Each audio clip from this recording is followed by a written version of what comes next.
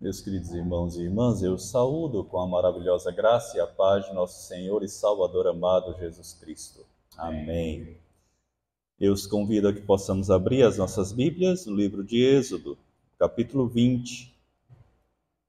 Hoje nós estamos chegando ao último estudo dessa série do Decálogo. E nós sabemos que será à luz da Escritura, a expressão do nosso amor ao Senhor e também, irmãos, o conhecimento e a obediência aos mandamentos que o Senhor ele nos ordena como povo remido, salvo, resgatado do cativeiro, O texto nos mostra aqui também. Então, a observação que nós temos aqui, ao adotar estes mandamentos, a lei moral, não se dá para que objetivamos ser salvos, mas porque fomos salvos. Exatamente isso. Assim, dentro dessa perspectiva, irmãos, nós caminhamos na jornada ao estudo do Decálogo e hoje, pela graça de Deus, nós chegamos à última parte, o último passo dessa caminhada com a graça de Deus, e nós vamos estudar nesta manhã o 10º mandamento e aprendermos a estar contentes em Deus e com tudo aquilo que Ele mesmo nos concede e tem nos concedido. Então, vou ler o texto de Êxodo 20, dos versos 1 a 17, com ênfase no verso 17, porque como é nosso último encontro para o Decálogo, Eu vou ler toda a lei. Bom, os 10 mandamentos. Então falou Deus todas estas palavras: Eu sou o Senhor teu Deus, que te tirei da terra do Egito, da casa da servidão. Não terás outros deuses diante de mim. Não farás para ti imagem de escultura, nem semelhança alguma do que há em cima nos céus, nem embaixo na terra, nem nas águas debaixo da terra. Não as adorarás, nem lhes darás culto, porque eu sou o Senhor teu Deus, Deus zeloso, que visito a iniquidade dos pais, dos filhos, até a 3ª e 4ª geração daqueles que me aborrecem, e faço misericórdia até 1000 gerações daqueles que me amam e guardam os meus mandamentos. Não tomarás o nome do Senhor teu Deus em vão, porque o Senhor não terá por inocente o que tomar o seu nome em vão. Lembra-te do dia de sábado para o santificar. 6 dias trabalharás e farás toda a tua obra, mas o 7º dia é o sábado do Senhor teu Deus. Não farás nenhum trabalho, nem tu, nem o teu filho, nem a tua filha, nem o teu servo, nem a tua serva, nem o teu animal, nem o forasteiro das tuas portas para dentro. Porque em 6 dias fez o Senhor os céus e a terra, o mar e tudo o que neles há. E ao 7º dia descansou. Por isso o Senhor abençoou o dia de sábado e o santificou. Honra teu pai e tua mãe, para que se prolonguem os teus dias na terra que o Senhor teu Deus te dá. Não matarás, não adulterarás, não furtarás, não dirás falso testemunho contra o teu próximo, não cobiçarás a casa do teu próximo, não cobiçarás a mulher do teu próximo, nem o seu servo, nem a sua serva, nem o seu boi, nem o seu jumento, nem coisa alguma que pertença ao teu próximo. Muito bem, nós vamos iniciar, irmãos, aspecto introdutório. Eu quero fazer uso de algumas citações desta obra aqui, tá? Os 10 Mandamentos para os Dias de Hoje, Philip Graham Hiker. E ele disse o seguinte: primeira coisa, nos dias atuais é cada vez mais perceptível perceber que as pessoas, elas acreditam que a vida ela consiste na abundância de bens que possuem, e essas pessoas, elas estão sempre procurando obter mais por menos e sempre gastando mais e mais, mas nunca ficando satisfeitas. O ser humano é um ser insaciável, né? Ele está sempre em busca de mais e mais, nunca se conforma, se contenta com aquilo que tem. Ele sempre está querendo mais. Tem até um livro da nossa editora, Cultura Cristã, intitulado O Cristão em uma Sociedade de Consumo, mostrando que nós devemos, na verdade, que nós não devemos entrar nessa esteira, né? Essa esteira consumista, mas aprendermos exatamente a lição do contentamento, a vivermos e estarmos contentes com aquilo que Deus nos tem dado. A sociedade hoje em dia, irmãos, ela não se contenta em apenas ver o produto na vitrine, mas ela quer obter. Ela não se contenta apenas em apreciar um belo tênis, um sapato ou o que seja, e colocar nos pés e dizer para o vendedor: pode guardar de volta que eu não tenho dinheiro não. Mas quer ter, quer possuir, né? E dá o que tem e o que não tem, para ver o seu desejo saciado, plenamente satisfeito. E não importa o quanto já se tem ou possui, o ser humano ele sempre está querendo mais e mais e mais. O desejo por coisas novas, irmãos, e melhores, né, é insaciável. E é isso que torna a publicidade algo tão bem sucedida, né? Porque o marketing ele faz exatamente isso. Ele vai fazendo uma lavagem, né, cerebral, e vai realmente inculcando na mente das pessoas que para que elas sejam felizes, elas realmente têm que ter o melhor, o mais novo, o mais moderno, o mais inovador.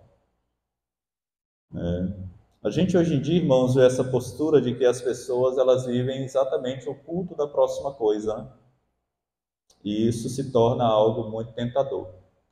A gente nunca se conforma, por exemplo, com o celular que obteve no ano passado, tem que ter o novo.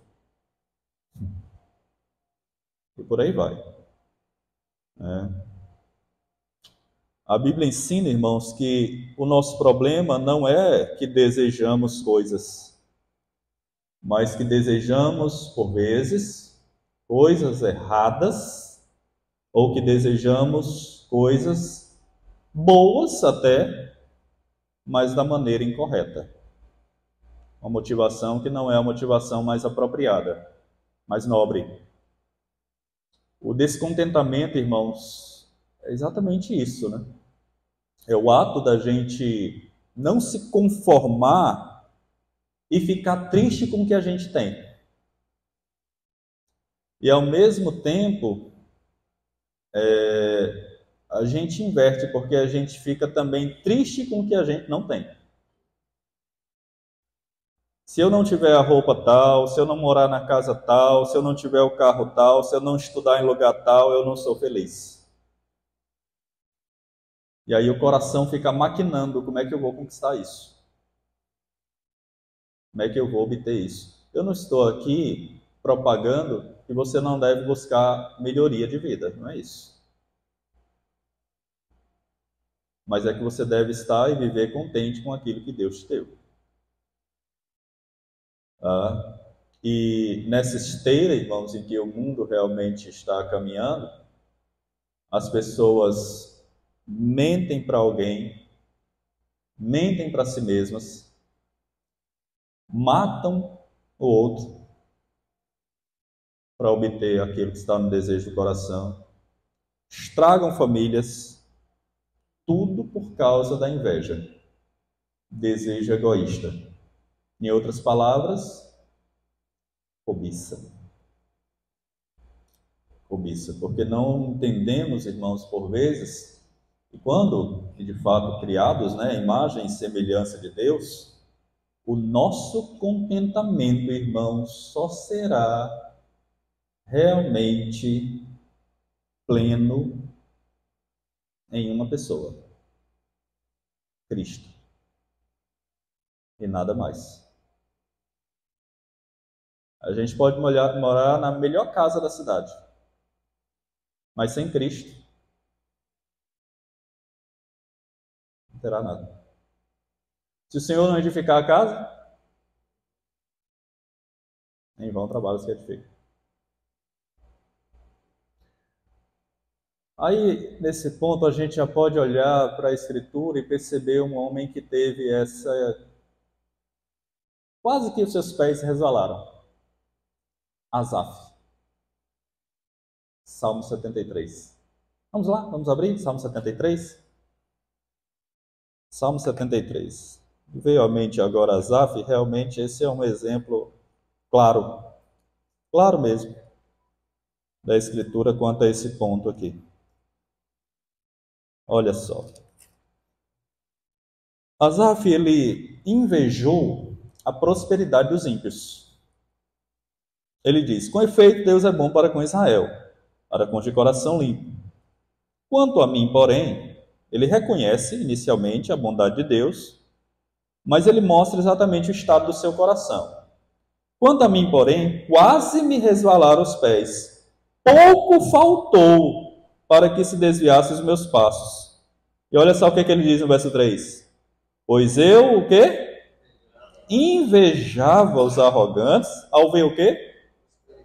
Prosperidade dos perversos. Agora, olha só a descrição que ele faz. Para eles não há preocupações. O seu corpo é sadio e nédio. Não partilham das canseiras dos mortais, nem são afligidos como os outros homens. Daí a soberba que os cinge como um colar e a violência que os envolve como um manto. Dos olhos saltam de gordura, do coração brotam de fantasias, motejam e falam maliciosamente, da opressão falam com altivez, contra os céus debanda a boca, a sua língua percorre a terra. Por isso o seu povo se volta para eles, que tem fonte que bebe a largos sorvos, e diz: como sabe Deus? Acaso há conhecimento do Altíssimo?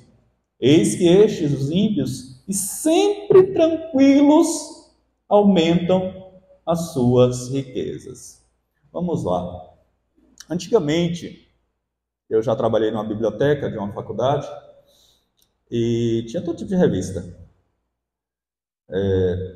E lá, não sei porquê, numa biblioteca acadêmica tinha a revista Caras. E uma vez eu folheei essa revista. E a gente pode perceber, irmãos, o glamour dos famosos. E é possível que as pessoas fiquem tentadas de pensar o seguinte: poxa, eu quero ter isso, eu quero viver assim, eu quero desfrutar disso aqui.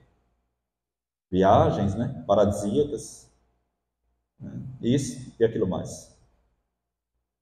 Asaf estava desse jeito aqui,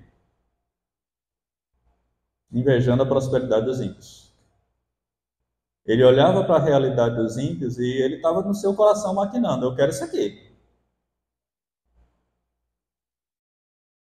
Até que ele caiu em si. Tanto é que o texto mostra aqui, ó, olha só.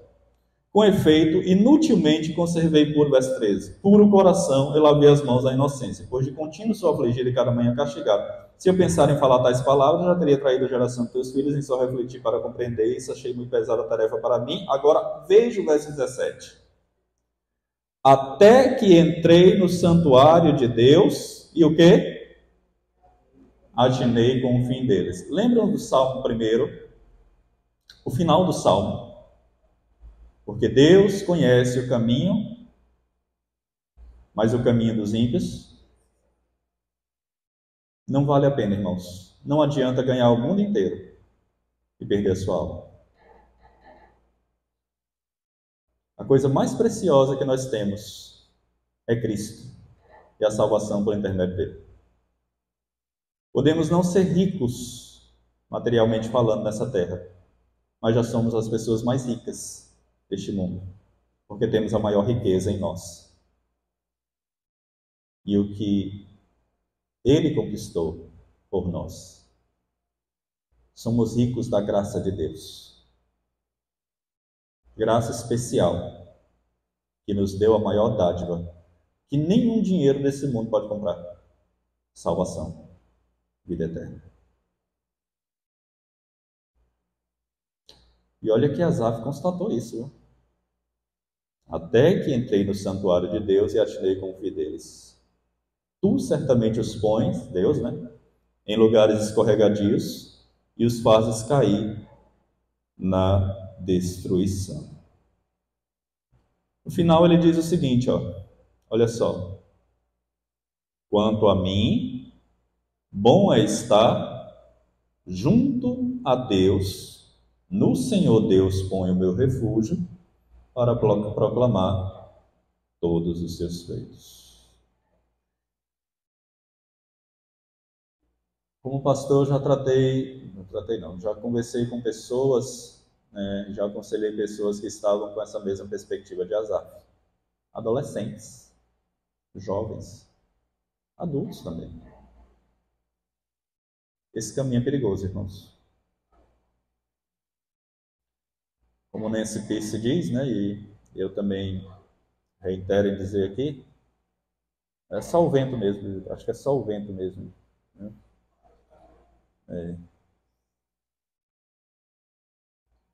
Isso. Pronto.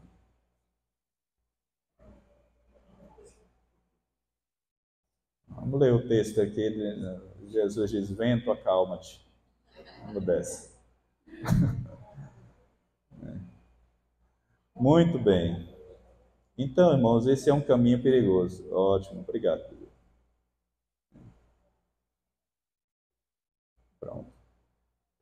Então, esse é um caminho perigoso, irmãos. Muito perigoso, e nós precisamos trabalhar o nosso coração, se em dado momento nós realmente a gente perceber que estamos na esteira, né?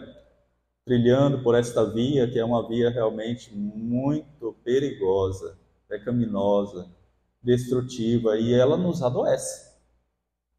Nos adoece. Então, o contentamento, a lição do contentamento, ela é muito importante para nós. Tá? Então, a primeira coisa que o autor deste livro, desta obra, quer nos trazer com respeito a este mandamento, é exatamente isto. Irmãos, até aqui está claro? Ficou alguma dúvida? Alguma dúvida? Vamos passar um pouco mais. Muito bem. A cobiça, ela é um mal presente nesse século, né? E olha que ele escreveu isso aqui no século passado. Mas já é um mal presente há muito tempo. É um mal presente nesse século. E cobiçar é anelar, ansiar, desejar ardentemente por algo que pertença a outra pessoa. Cobiçamos sempre que colocamos o nosso coração em tudo o que não é legitimamente nosso. Não é apenas desejar algo que não temos, é desejar algo que a pessoa tem. Cobiçar, irmãos, não é o mesmo que desejar. E é interessante porque o 10º mandamento não proíbe todo tipo de desejo, todo tipo de vontade ou pensamento de ter algo melhor. Jesus, ele soube o que é ter fome.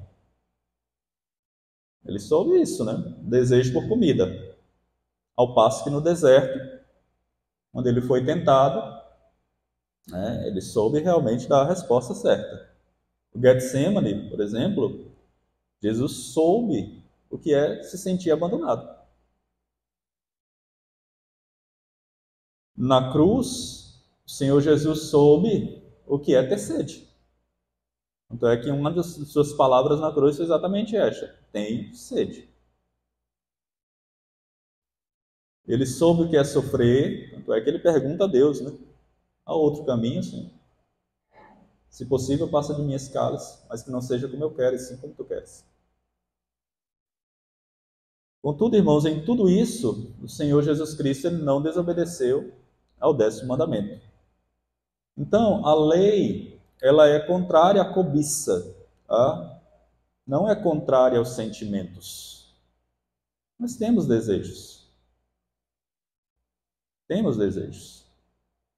Você pode desejar morar em uma casa melhor, você pode desejar realmente ter um emprego melhor,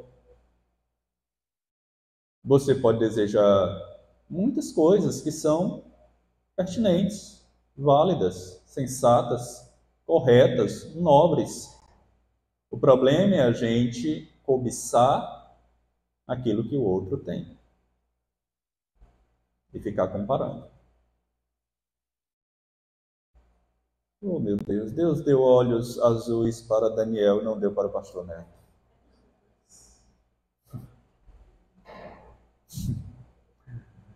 O problema é esse. Eu queria mesmo. Brincadeira. Ok, irmãos, então o problema é esse, tá? E a gente tem que ter cuidado com a questão dos nossos sentimentos. Vamos mais à frente aqui, para a gente passar da consideração introdutória. Muito bem. Algo em comum no 10º mandamento que o diferencia do restante. Eu vou ler aqui, está apagado, mas eu vou lendo e os irmãos vão entendendo. Algo em comum no 10º mandamento que o diferencia do restante do decálogo. Ele vai direto ao coração. Os outros 9 mandamentos condenam explicitamente ações exteriores e cada mandamento rege atitudes internas, bem como ações externas. Os 9 primeiros começam com a parte externa e depois abrem caminho para o interior, quando aprendemos a aplicá-lo. O que diferencia no 10º mandamento é que ele começa com o interior. O mandamento sobre não cobiçar não está preocupado com o que fazemos em primeira instância, mas com o que desejamos fazer, ou seja, rege os nossos desejos internos. Permita-me aqui ler um trecho desse livro aqui, Os 10 Mandamentos de Kevin DeYoung. Ele diz algo que eu achei fenomenal. Tá? Só um instantinho. Vamos lá. Olha só o que ele diz, irmãos.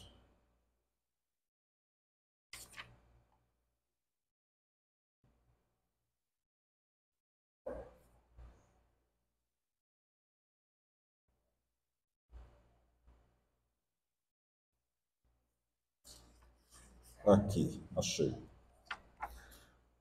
Presta atenção. Olha o que ele diz aqui, irmãos.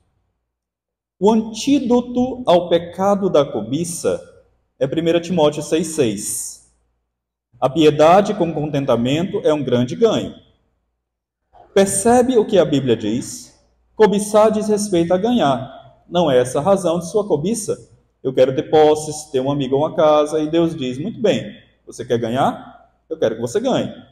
Quero que tenha alegria. Quero abençoar você, mas não vai conseguir isso por meio da cobiça. Conseguirá por meio do contentamento. Agora olha o que ele diz.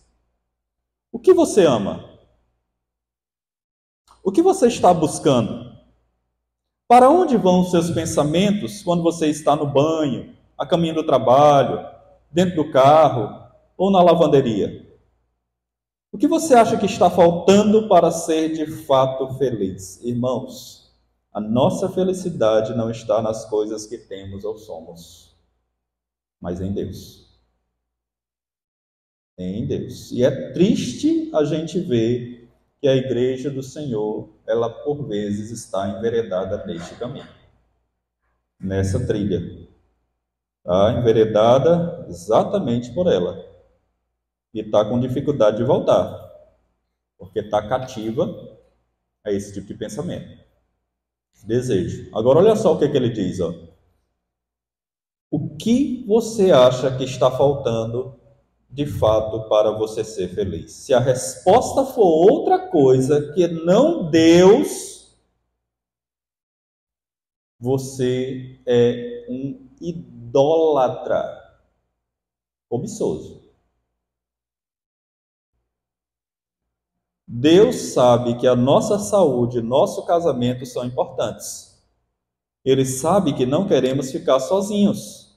Sabe que a saúde e a pureza de nossa família são relevantes. Sabe que desejamos paz, tranquilidade, relacionamentos, uma casa para morar, roupas e comida. Ele não ignora essas coisas das quais nós precisamos. Ele diz: questione o seu coração. Se você se questionar e você disser, se ao menos eu tivesse isso, eu seria feliz. Seu coração está desalinhado. Porque a sua felicidade, a nossa felicidade não estão nas coisas, nem pessoas, está em uma pessoa, Cristo. É isso que o autor quer dizer. Então, irmãos, isso é muito sério, porque isso muitas vezes revela o estado do nosso coração e nós não nos damos conta. Nós estamos vivendo exatamente um pecado do qual Deus abomina. Ok? Vamos ver o que nos diz aqui os nossos catecismos. Catecismo maior. Quais são os deveres exigidos no 10º mandamento? Os deveres exigidos no 10º mandamento são um pleno conhecimento com a nossa condição. É exatamente o contentamento, tá, irmãos? A disposição do coração para aceitar a providência de Deus. Deus tem nos dado, irmãos, tudo aquilo que nós realmente necessitamos para viver. A providência de Deus tem sido contínua, diária em nossas vidas. O pão de cada dia, aqui eu estou só falando das coisas materiais. A roupa, o calçado, né? A locomoção, tá? Sem contar bênçãos espirituais. Bondade e misericórdia certamente me seguirão. Quando? Todos os dias da minha vida. As misericórdias do Senhor são a causa de não sermos. Elas não têm? Renovam-se quando? Cada manhã. A igreja, a família da fé. Como é bom, irmãos. O perdão, o consolo, vem da parte do Senhor. Então, a gente não pode ficar murmurando, se queixando ou invejando a bênção e prosperidade dos outros. Tá? Tem até um livro bem antigo, né? Por que prosperam os ímpios? O autor mostra exatamente, irmãos, que a prosperidade que vale a pena, ela se encontra em Deus. Em Deus. Então é isso aí, com a nossa condição, né? E uma disposição caridosa da alma para com o nosso próximo, de modo que todos os nossos desejos e afetos relativos a Ele tendam para o seu bem e o promovam. Vamos lá. Uma vez eu conversava com uma jovem e ela dizia: "Ô pastor, eu quero muito mesmo poder passar em um concurso, estou estudando, ralando já por quase 3 anos." Eu disse: "Você vai passar, uma hora você vai ser bem-sucedida pela graça de Deus, continue, persevere." Né? Eu disse: "Tá aí, qual é a motivação? Tudo bem, você quer melhorar de vida?" "Eu quero, pastor, eu quero ganhar bem e quero poder desfrutar." E aí ela foi elencando, listando. Eu disse: "Sua motivação está errada. Talvez seja por isso que Deus ainda não abriu as portas para você." Meus irmãos, se a nossa motivação é apenas egoísta, pensando em si e não pensando no outro, porque Deus nos abençoa para que nós também abençoemos o outro.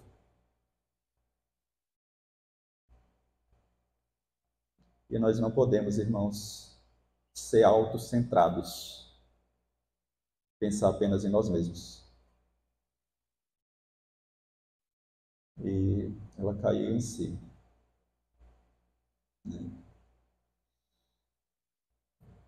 Tentou, aprovou, foi aprovada. Um concurso no Rio Grande do Sul, inclusive está lá nessa situação terrível, né, que está acontecendo lá no Sul.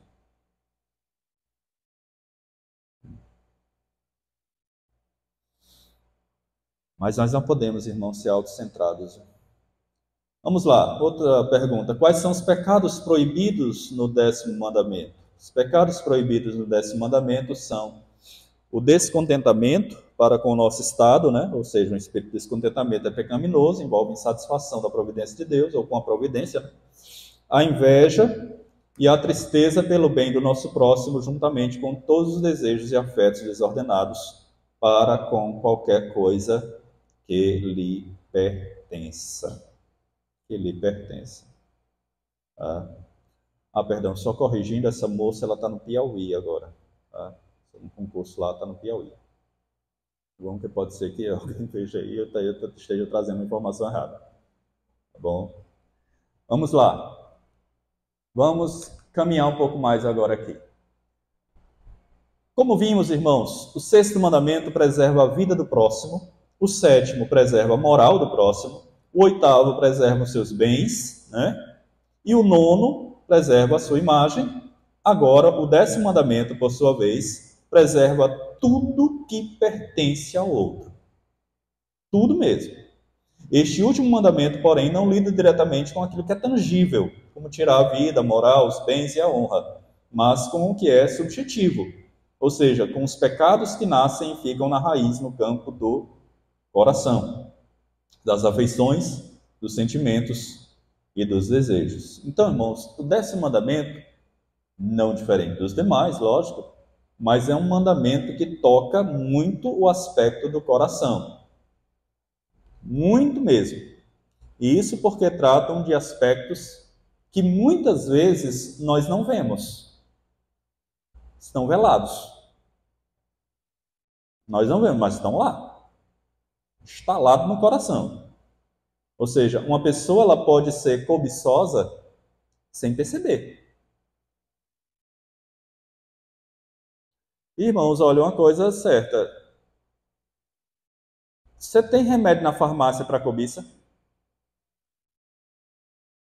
Só o evangelho, irmãos. E não se vende na farmácia, não.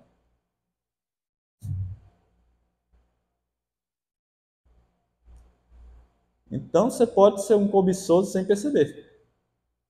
Exatamente porque nem sempre a pessoa ela expressa aquilo. Ou vai expressar aquilo. Então, é um sentimento que está dentro do coração da pessoa. E está enraizado lá. Vamos lá. A cobiça, ela é um pecado que facilmente pode tomar conta de um coração desavisado e orgulhoso. Facilmente, irmãos. Facilmente. Facilmente, muito facilmente, alguém pode cobiçar alguma coisa. É um pecado tão sutil que nem mesmo a pessoa muitas vezes percebe que está cometendo. Tá? Nem sempre. Mas o que significa não cobiçar? Podemos entender a cobiça por 2 ângulos. Não cobiçar significa contentar-se com aquilo que o Senhor nos tem dado. Os cristãos verdadeiros são sempre gratos e contentes ao Senhor, mesmo que o que tenha seja pouco. Em tudo, o quê? Dai graças. Porque essa é a vontade do Senhor.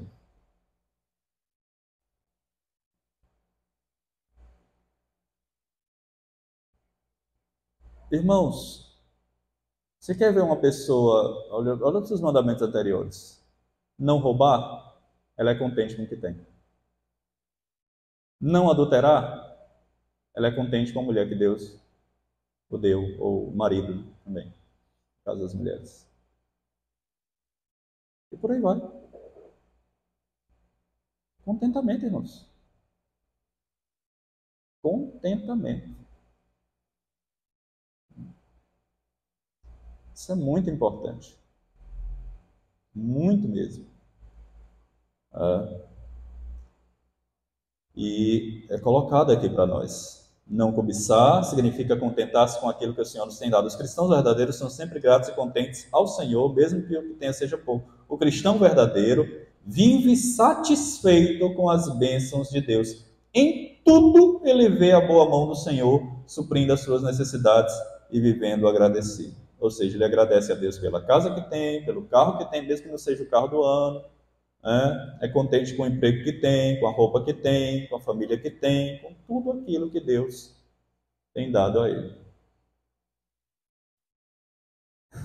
Eu nunca revelei isso aqui, viu, presbíteros? Mas quando eu vim para cá, uma pessoa, um pastor,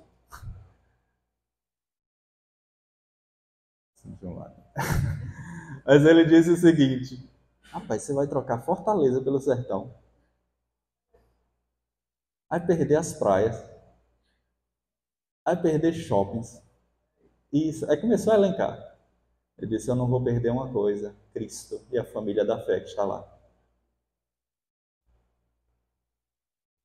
Eu disse: isso basta.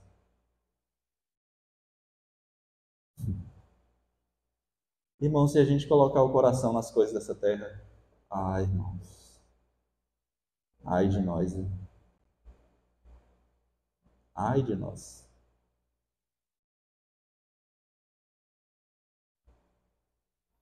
A gente tem que ter muito cuidado, irmãos. Muito cuidado. Disciplinar e santificar o nosso coração. Então vamos lá. É evidente que, por outro lado, o cristão não está impedido de progredir economicamente. Ou seja, quando dizemos, irmãos, que o cristão deve estar contente, isso não significa que ele não vise crescer ou melhorar de vida, né? Em termos econômicos. Não significa que ele não possa progredir, economicamente falando. Tá? Aliás, usando os meios lícitos, né? E o estudo, trabalho, o progresso, o cristão ele deve progredir. E deve progredir a fim de que o reino de Deus seja abençoado, que ele tenha condição de ajudar as pessoas e famílias menos favorecidas. Então, usando os meios lícitos, ele deve progredir a fim de que o reino de Deus e a sua nação sejam ainda mais abençoados. E veja aqui que coisa interessante. Pode-se perceber que onde a teologia reformada chegou, com toda a sua força pedagógica, levando o verdadeiro ensino da palavra, houve melhorias, avanços e prosperidade. Eu posso citar, por exemplo, a Holanda. A Holanda é um país minúsculo, mas riquíssimo, próspero. Exatamente porque quando a teologia protestante ela chegou naquele país, mudou o pensamento das pessoas. O evangelho transforma, irmãos. Transforma mesmo. As pessoas passaram a entender o trabalho como uma vocação de Deus, viu? E o trabalho deve ser desenvolvido para a glória de Deus. Por aí vai. E aquele paizinho, pequenininho, né? Minúsculo, minúsculo mesmo, se tornou hoje um país muito importante e bastante desenvolvido. Bastante mesmo. É claro que mudou muito, né, ao longo dos anos, né? A gente está falando aqui de 400 anos, né, desde a reforma. Muita coisa mudou. Hoje é um país muito liberal mesmo. Mas ainda assim é um país muito rico, muito desenvolvido.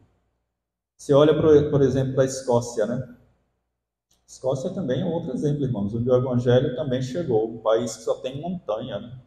Chove muito, um país montanhoso mesmo, mas é um país muito desenvolvido.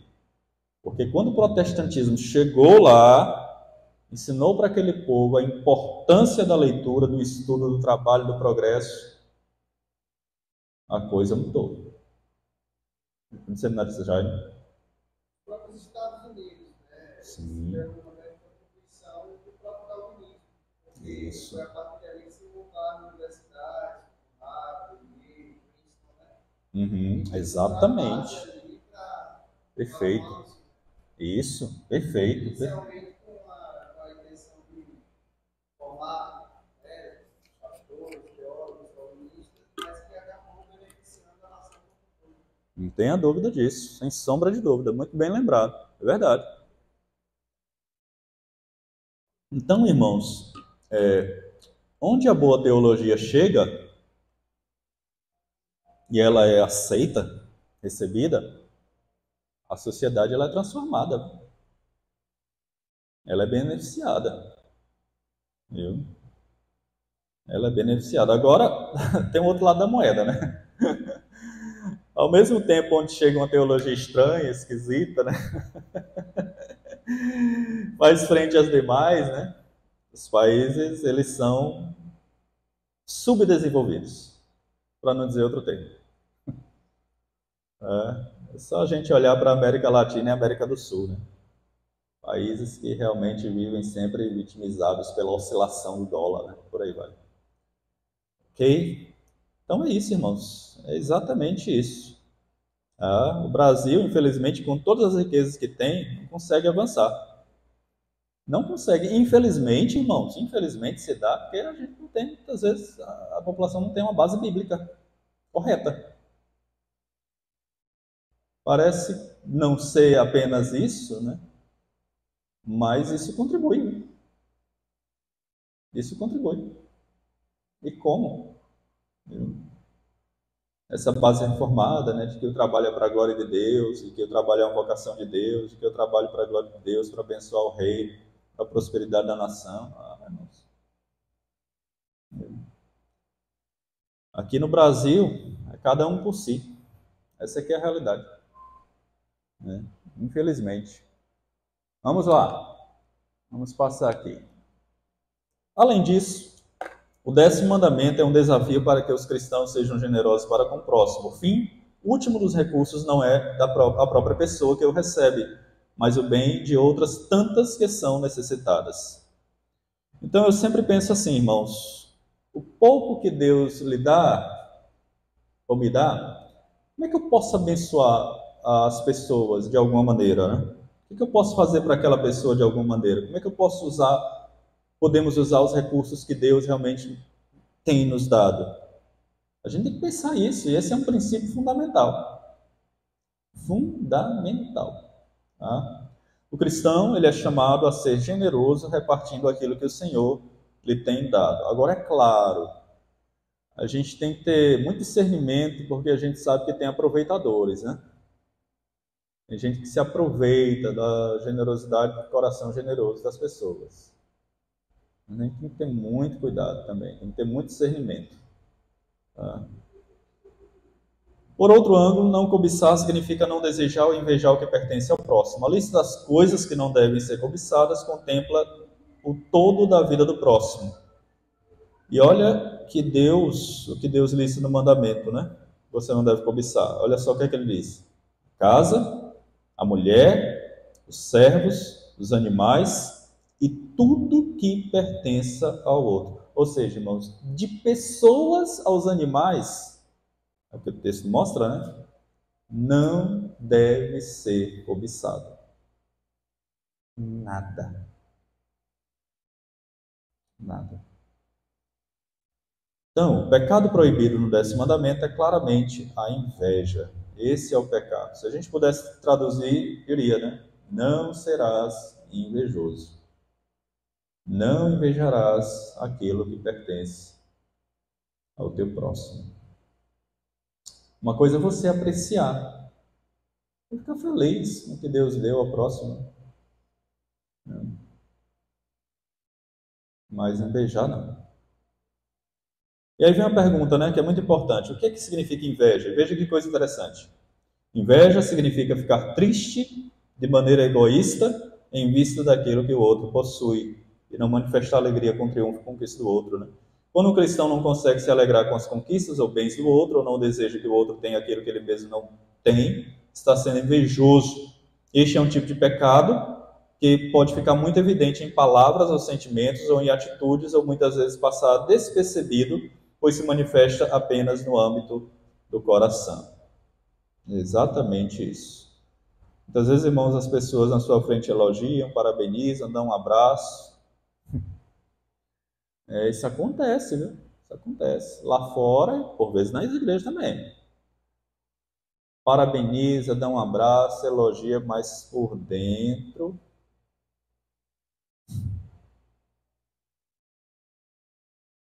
estão dizendo, ele conquistou. É tristíssimo. E é muito triste saber que isso acontece, irmãos. Não apenas no ambiente do trabalho secular, mas no ambiente eclesiástico também, no meio cristão também. Vamos lá, vamos à frente que a gente conclui essa parte aqui introdutória. Acho que está aqui também. Nancy Pearce diz, né? O coração do problema é o problema do coração, ou seja, é o pecado que está no coração. Os cristãos deveriam se regozijar com as bênçãos espirituais e materiais desfrutadas pelos outros, mas muitas vezes, por causa do seu coração pecaminoso, eles sentem, por vezes, mais satisfação com os pecados e prejuízos alheios. Por isso, o mandamento de não cobiçar está intimamente ligado ao coração.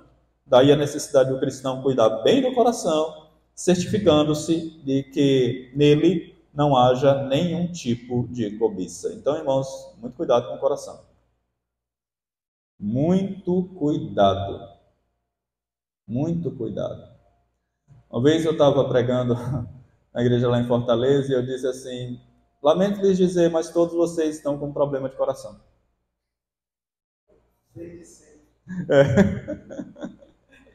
Eu disse, todos nós, irmãos, todos nós.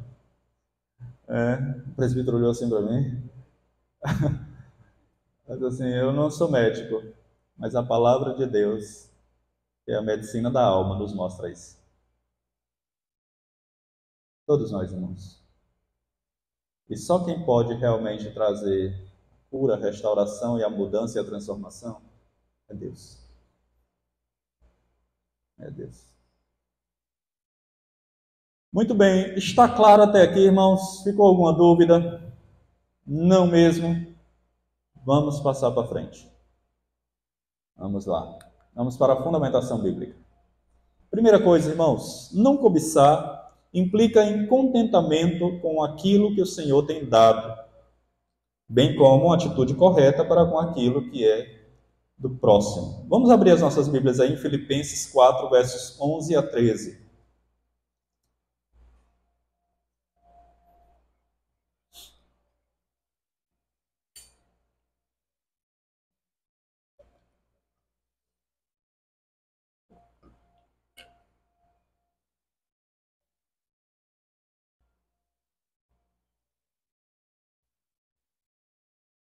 Filipenses 4, versos 11 a 13.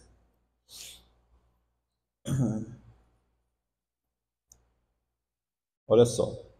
Digo isto, falando o apóstolo Paulo, né? Não por causa da pobreza, porque aprendi a viver contente em toda e qualquer. Quais são elas? Olha só. Tanto ser estar humilhado, como também ser honrado. De tudo e em todas as circunstâncias já tem experiência, tanto de fartura como de fome, assim de abundância como de escassez. Tudo posso naquele que me fortalece. Então, Paulo está dizendo aqui, irmãos, que nós devemos estar contentes em toda e qualquer circunstância. Não é só quando tudo está bem. É maravilhoso. A gente consegue louvar, a gente consegue servir a Deus melhor. Mas não é só quando tudo está bem, não. Quando tem emprego, tem bom salário, está com saúde boa, por aí vai. Mas até mesmo quando as coisas estão indo de mal a pior.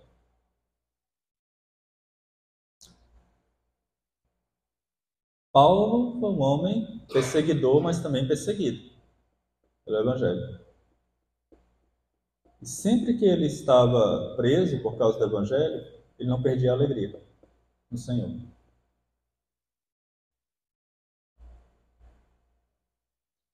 Paulo e Silas na prisão, né?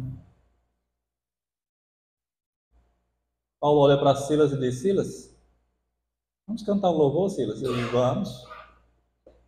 Cantaram ali alegremente na prisão. E a gente sabe o que aconteceu, né? O cristão tem que ser agradecido a Deus, irmãos, em toda e qualquer circunstância, em toda e qualquer situação. Agora veja, olha que coisa interessante. Paulo diz assim, ó: eu aprendi. A gente não nasce sabendo. A gente não nasce sabendo, irmãos. Ele aprendeu a viver assim. E quando é que a gente aprende? Quando é que a gente aprende? Quando a gente enfrenta. Exatamente. A gente passa. Exatamente, Jair. A gente enfrenta as situações. Na vida, irmãos, a gente aprende as coisas. Viu? Ninguém nasce sabendo, a gente aprende. E se tem uma coisa que nós precisamos aprender, é justamente a lição do contentamento. Senhor Deus, eu não tenho um carro do ano na garagem, Senhor, mas eu tenho um simples que me tem servido demais. Muito obrigado, Senhor. Muito obrigado. Senhor, muito obrigado pela casa que eu tenho. Não é uma mansão. Na verdade, eu nem preciso disso, Senhor. Mas é a casa que o Senhor me deu. E eu agradeço a Ti, Senhor. Tem tanta gente sem casa, tanta gente sem teto, sem abrigo. Por outro lado, tem tanta gente reclamando da casa que mora. Meus irmãos, o fato de nós sairmos daqui e saber que nós temos um teto é motivo de gratidão a Deus.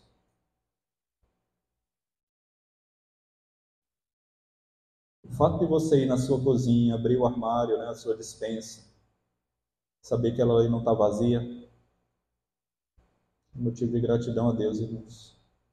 E mesmo que tivesse apenas um ovinho para fritar e você comer, jogar farinha por cima lá, ainda assim era motivo de gratidão. Gratidão a Deus.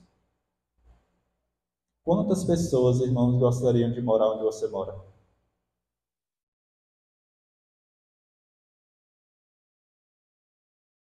De ter o carro que você tem,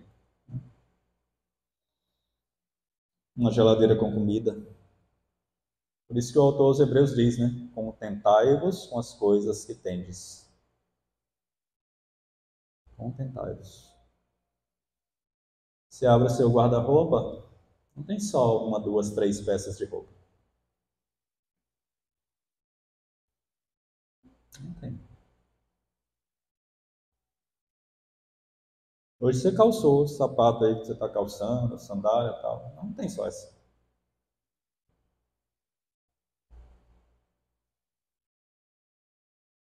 Tem gente que está totalmente desprovida, irmãos. Totalmente.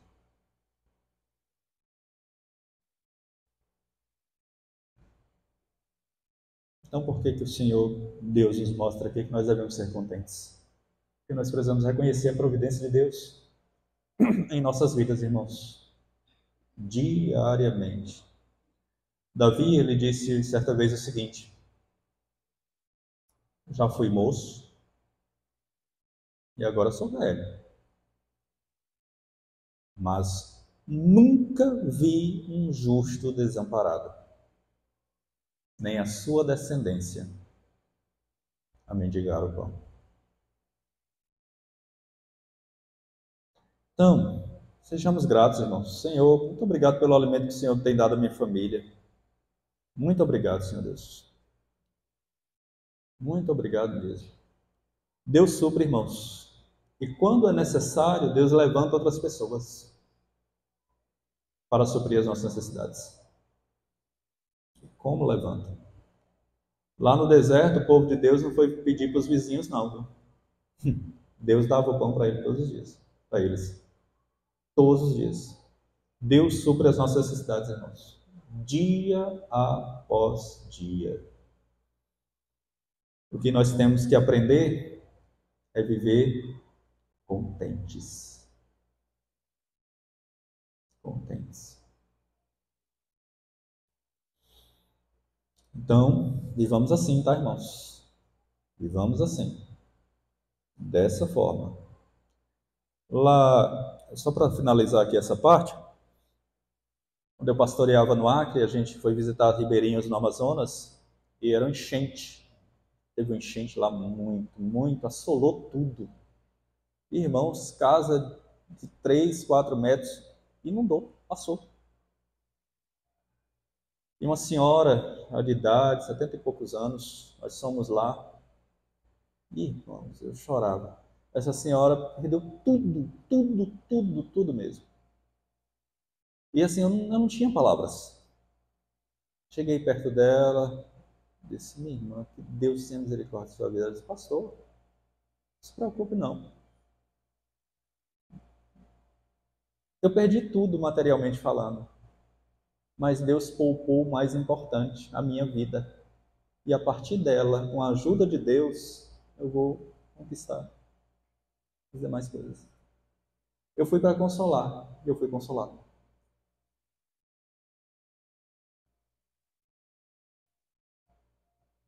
Que consciência, irmãos.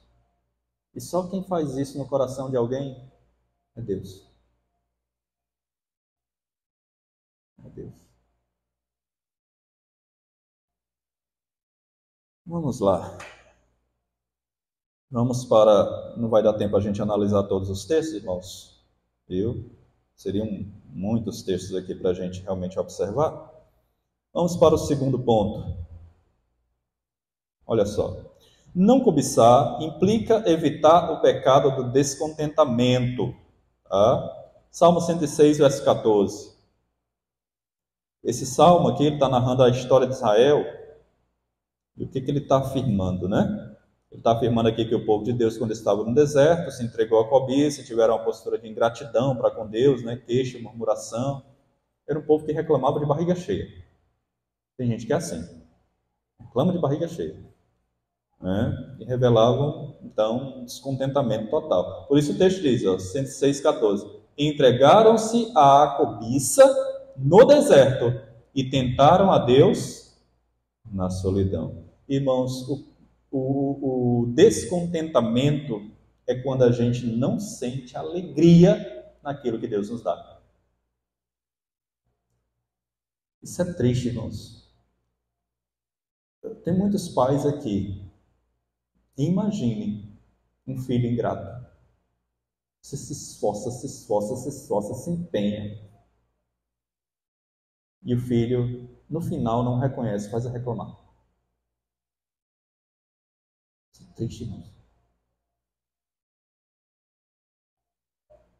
E o povo de Israel estava fazendo exatamente isso aqui.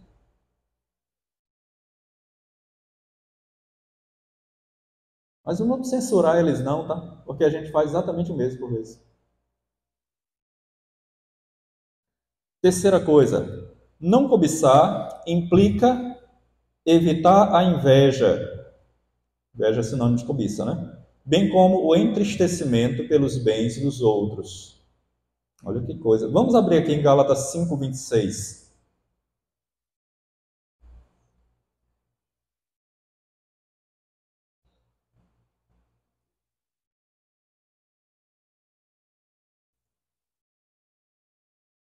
Gálatas 5:26.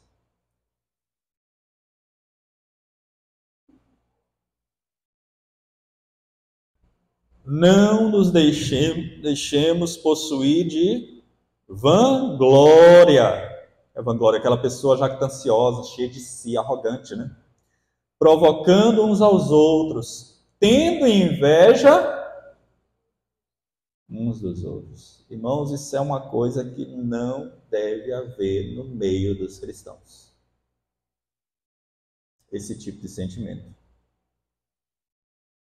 Na verdade, nós devemos nos alegrar com os que se alegram. O irmão obteve uma bênção da parte do Senhor, compartilhou conosco. Vamos festejar.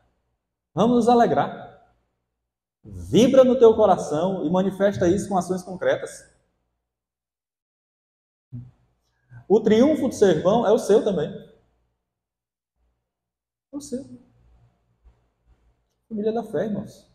É exatamente isso. Exatamente isso. Só mais um texto aqui para a gente finalizar. Tiago 3:14-16. Tendo em vista que nós já estamos ainda estudando Tiago, né? Expondo.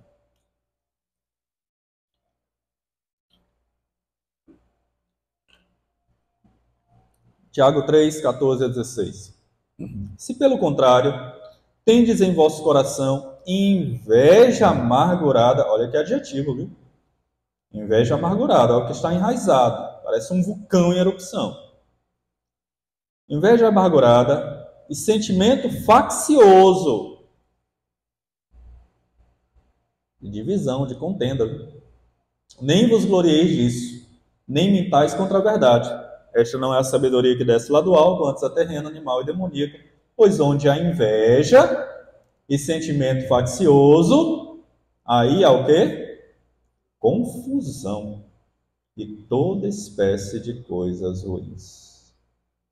Isso não pode estar instalado no nosso coração, irmãos. Isso não traz crescimento e nem amadurecimento. Ao contrário, né? Traz todo tipo de pecado no coração. O apóstolo Paulo ele dá um belo testemunho lá no livro de Atos, não lembro a referência agora, mas ele diz: de ninguém cobiceis nem prata, nem ouro, nem vestes, né? Nada, nada, absolutamente nada. Para finalizar, apenas esse texto de Salmo 112, versos 9 a 10. Vamos lá? Porque nós devemos também nos entristecer com o progresso, não devemos, melhor dizendo, nos entristecer com o progresso e com o bem do próximo. Salmo 112, versos 9 a 10. Distribui, dá aos pobres, né? A sua justiça permanece para sempre, e o seu poder se exaltará em glória. O perverso vê isso e faz o quê? Se enraivece, range os dentes e se consome. O desejo dos perversos perecerá. Então, o que o justo faz, ao contrário do perverso? Ele ajuda os outros. Ele dá aos pobres. Ele abençoa os que não têm absolutamente nada. Estão desprovidos. Portanto, meus irmãos, não cobiçar é exatamente isso. É estar contente, é evitar o pecado da murmuração e é não cobiçar, não invejar aquilo que é do outro. Tá? Alguma dúvida? Não? Vamos para as aplicações práticas e a gente encerra. Primeira coisa, seja contente e grato ao Senhor por aquilo que Ele lhe tem dado. Pouco ou muito, seja pouco ou seja muito, seja grato.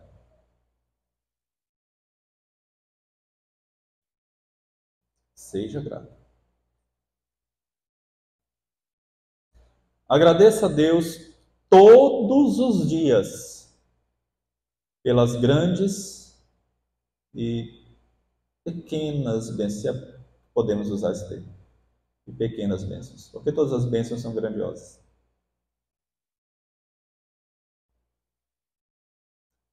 Agradeça a Deus. Tenha um coração grato a Deus.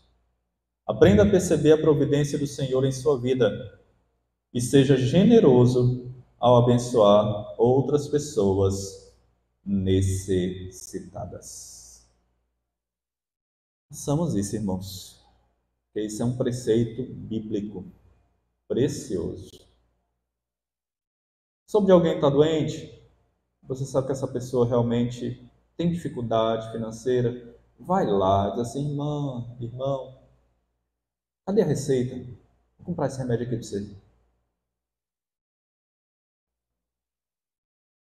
Isso é precioso, irmãos. Você está fazendo isso para você mesmo, para você mesmo.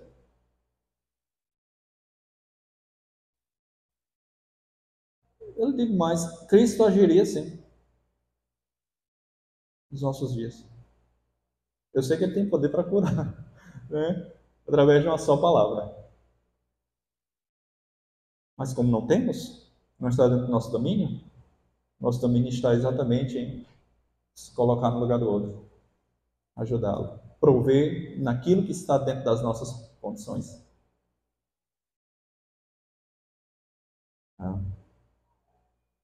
Agora, outra coisa muito importante, tá? Ao fazer isso, faça com a mão.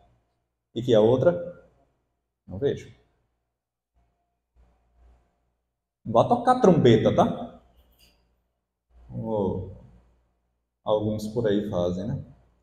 Segunda coisa, irmãos, jamais mesmo, jamais viva murmurando contra o Senhor e contra as pessoas. Pare de se vitimizar diante das dificuldades.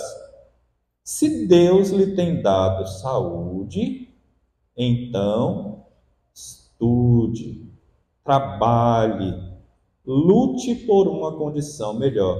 vai fazer faculdade, vai fazer curso técnico, vai crescer na vida. Vai fazer pós, mestrado, doutorado, isso não é pecaminoso, não. Na verdade, isso é nobre. Vai melhorar de vida. E na medida da bênção de Deus, seja generoso ao contribuir com o reino de Deus. Se Deus lhe tem dado, meu irmão, um pouco mais de recursos, abençoe as pessoas, abençoe o reino de Deus, invista em missões, adote um missionário, invista em algo que vai fazer com que o reino de Deus cresça, venha se expandir. Tá? Invista. Não pense só em você, não. Pense no outro. Tá? Busque em primeiro lugar o reino. As demais coisas serão acrescentadas. Tá? Invista dessa forma, aplique dessa forma, irmãos. Dessa forma. Investir no reino é investir para a eternidade. Então, tudo aquilo que nós investimos no reino, não é simplesmente para cá, não, é para a eternidade. Para a eternidade. Se nós, como igreja, investimos no missionário, esses missionários têm recursos para continuarem exatamente a obra do reino, e quantas almas, pela graça de Deus, serão alcançadas através do trabalho desses missionários e do sustento das igrejas. Isso é precioso, irmãos. Às vezes a gente investe dinheiro, irmãos, com tantas coisas fúteis, viu? Capital, a gente tem muito esse problema, viu? E há uma idolatria muito grande em questão de futebol. E hoje em dia, lá, irmãos, tem cristãos que deixam de investir em missões para pagar mensalidade de clube de futebol, ser sócio torcedor. Terrível. Coisas fúteis, irmãos.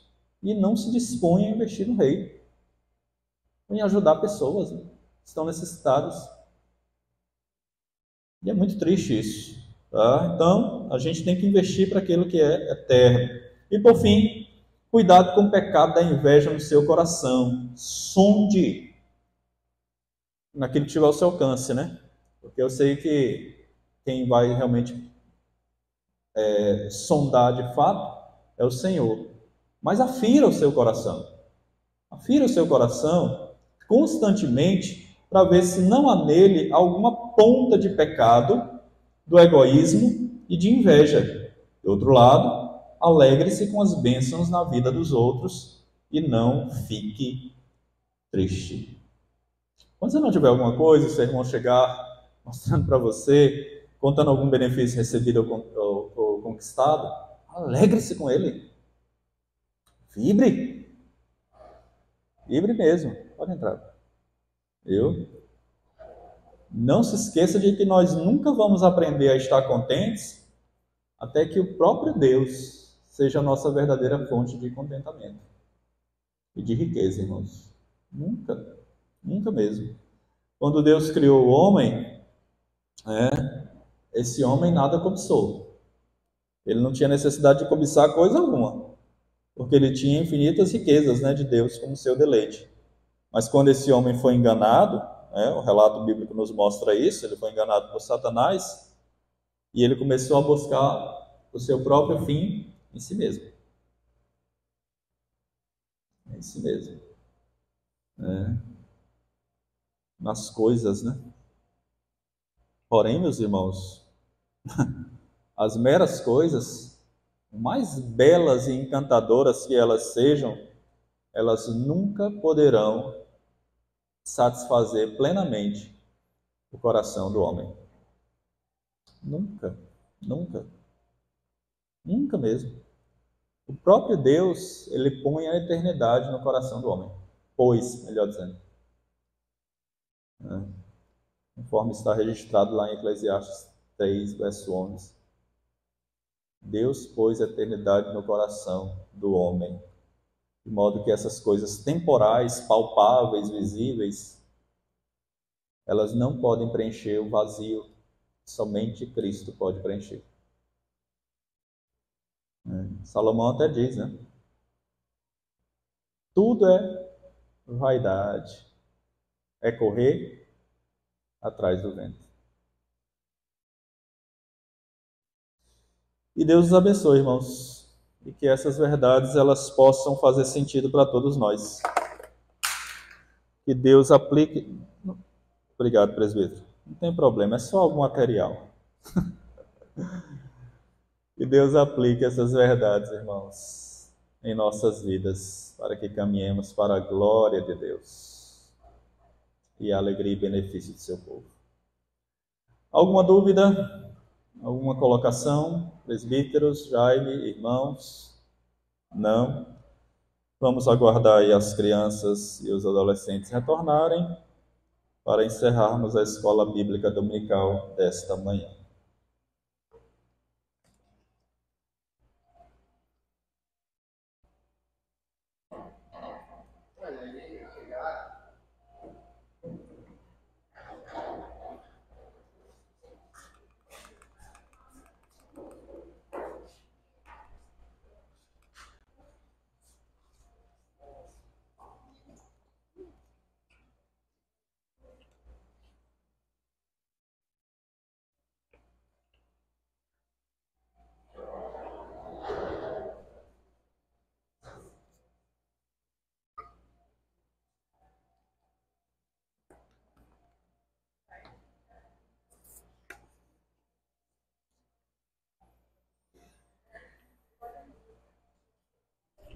Senta ali, Pedro. Pode ficar tranquilo.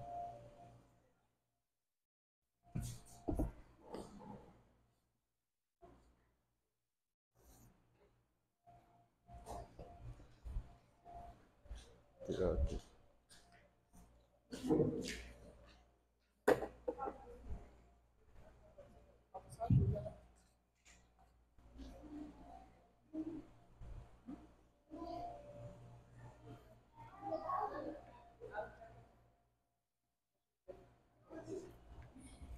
Bom dia, irmãos. Graça e paz. Letícia, a história que falamos hoje é sobre o centurião Cornélio e o Evangelho dos Gentios. o centurião Cornélio e o Evangelho dos Gentios. Bela, quem era Cornélio, Bela? E era o nome de Deus. Estavam Deus. Cornélio era um homem bondoso que acreditava em Deus. Vamos ficar em pé? Vocês estão cansados? E o que ele fazia, então, que agradava a Deus? Dava esmola, ele orava todo dia. Só isso mesmo. Ajudava as pessoas. Era isso, era um homem bondoso que ajudava as pessoas e um homem de oração. E um certo dia aconteceu algo com Cornélio. Ele teve uma visão de um anjo que mandou ele enviar soldados para Jope atrás de Simão Pedro. Ele teve uma visão para ele enviar pessoas até Jope para ir atrás de Simão Pedro. E Simão Pedro, recebeu esses mensageiros de Cornélio, obedeceu, foi até Cornélio e ele fez o que, Bianca? Quando chegou na casa de Cornélio? Ele pregou a palavra para todas as pessoas e muitos se converteram. E muitos se converteram, e nós aprendemos que o Evangelho é só para um grupo específico de pessoas? É para quem? Para todas as pessoas. Vamos recitar o versículo que memorizamos hoje? 1, 2, 3.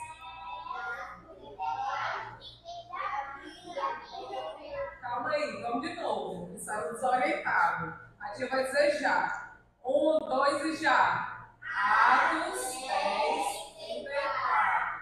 E ainda veio a boca diz: reconheço.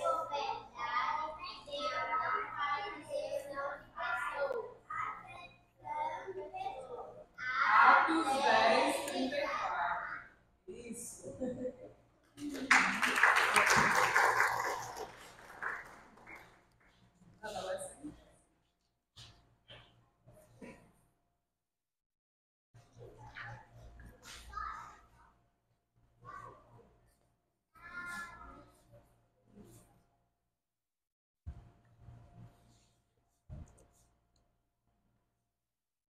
de coração. Atos 4:12.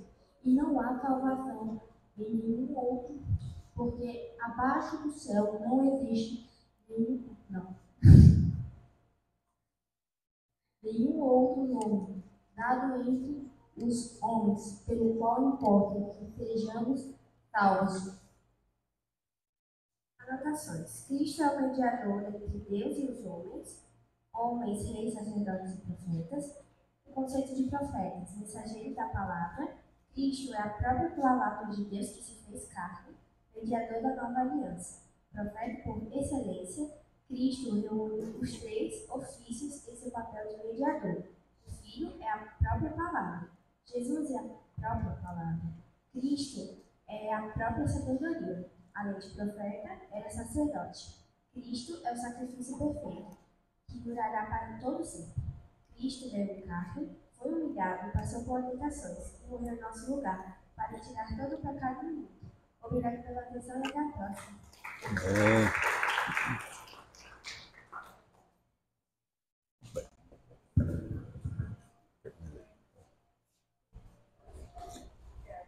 Meus queridos irmãos, nós estamos chegando ao término da Escola Bíblica Dominical desta manhã. Eu quero convidá-los aqui, nos coloquemos de pé.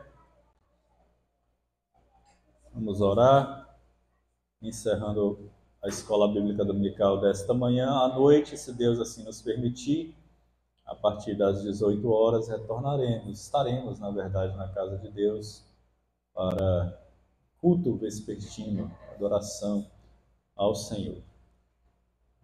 Pai querido, nós te rendemos graças, Senhor Deus, pela manhã deste dia, por esse dia que é o dia que o Senhor fez, o dia do Senhor, o dia em que nós devemos ter o nosso coração jubiloso, alegre, feliz, satisfeitos na presença do Senhor.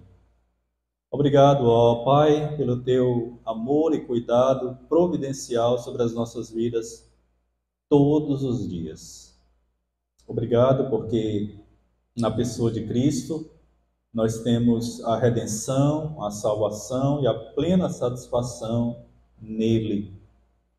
Obrigado, ó Deus, porque nós pertencemos à família da fé, está espalhada por toda a face dessa terra e que um dia estará toda reunida na glória celestial. Ó Deus, nós queremos interceder a Ti nesse momento de uma maneira muito especial por aquela região do Rio Grande do Sul que enfrenta essa assolação e temos realmente, Senhor Deus, acompanhado através das mídias. De fato, isso traz ao nosso coração tristeza, preocupação, mas nós sabemos que o Senhor tem governo e controle absoluto de todas as coisas. Ó Pai, assiste àquele povo daquela região e outras mais que certamente têm enfrentado as assolações dessa magnitude. Que o Senhor possa ter misericórdia de cada uma dessas vidas, Senhor Deus. Pai Santo e Deus de amor, nós desde já também suplicamos, rogamos a Ti, que o Senhor possa nos conduzir em paz e segurança aos nossos respectivos lares. Desde os que residem mais próximos, até aqueles que residem mais distantes, que o Senhor possa conduzir a todos debaixo da Tua paz e segurança, cuidando também daqueles que estão enfermos, trazendo a cura, a restauração, de acordo com a Tua vontade no Teu tempo, para que estes irmãos estejam de volta ao nosso convívio. Guarda-nos, Senhor Deus, em segurança e traz-nos logo mais à noite, para com o coração totalmente disposto, possamos estar na Tua casa para adorar, bendizer, exaltar, glorificar, engrandecer e prestar um serviço de culto a que somente a Ti é devido. Por tudo isso, oramos agradecidos a Ti, com perdão dos nossos pecados, em nome de Jesus Cristo, hoje e sempre. Amém. E de paz, irmãos, que Deus os abençoe, em nome de Jesus.